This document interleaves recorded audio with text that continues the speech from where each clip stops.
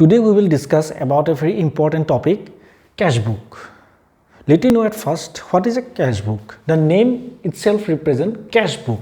That means what? It is a book maintained for the cash. What is a cash?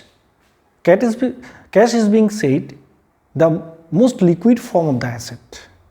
So it is considered under the liquid assets in accounts. So cash book, as the name accounts is not applied here, so we mainly say as a cash book. So it is purely not an accounts, it is called a subsidiary book. The cash is a liquid asset, so it follows the principle of the asset. The asset follows the principle of the real account. So what is the rule stand for the real account? The rule said for the real account said that debit what comes in, credit what goes out. The cash book is based on that particular principle. When you prepare the cash book, this is on left hand side debit side, on the right hand side credit side. So it will start to balance BD. It represents the opening cash balance. It is the closing cash balance of the previous period. At the same time, it will ends up with by balance CD, a closing cash balance. So on the debit side of the cash book, it will include the cash inflow. Cash inflow means it will consider all those sources from where the cash is coming into the business. It will not distinguish whether it is a capital income, capital receipt or revenue receipt. If the cash coming into the business, then it will come on the debit side of the cash book. If the cash is going out of the business, then it will come on the credit side of the business. The debit side says debit what comes in, here what means cash.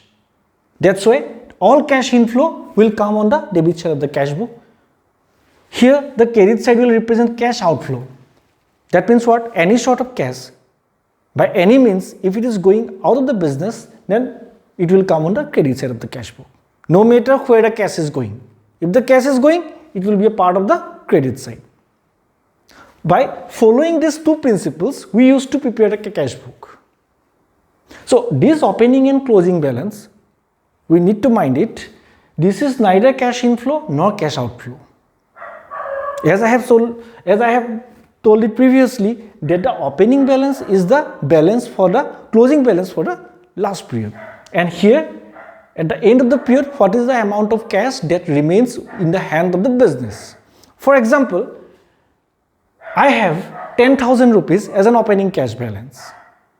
During a particular period of time, say 1 week or 1 month, whatever it is, the 40,000 cash came into the business. So what is the total amount of cash I have? 10,000 plus 40,000, 50,000.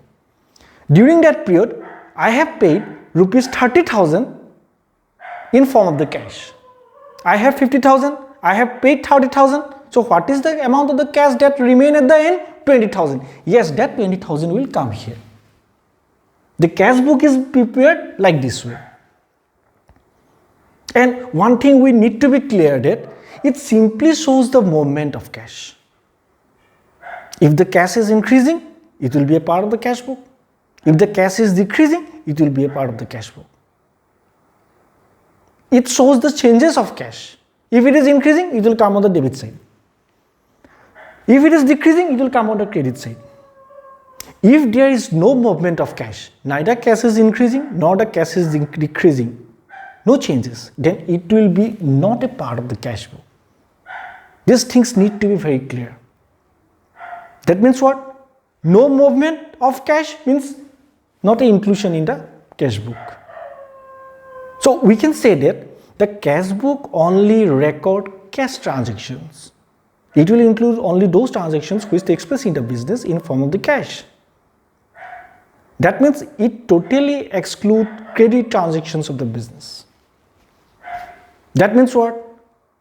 Accrued income means income receivables. Outstanding expenses means expenses payable. These items will not come here because the cash book totally based on the principle of the cash basis of accounting. Keeping these things in our mind, if we prepare a cash book, no matter wherever we work, what accounts we prepare relating to the cash, our cash book will always write. These things you need to be very clear. That debit side of the cash book means cash is coming into the business, credit side of the cash book means cash is going out of the business. Very simple. And we have to prepare a cash book like this way. Be sure of that the cash book will always write.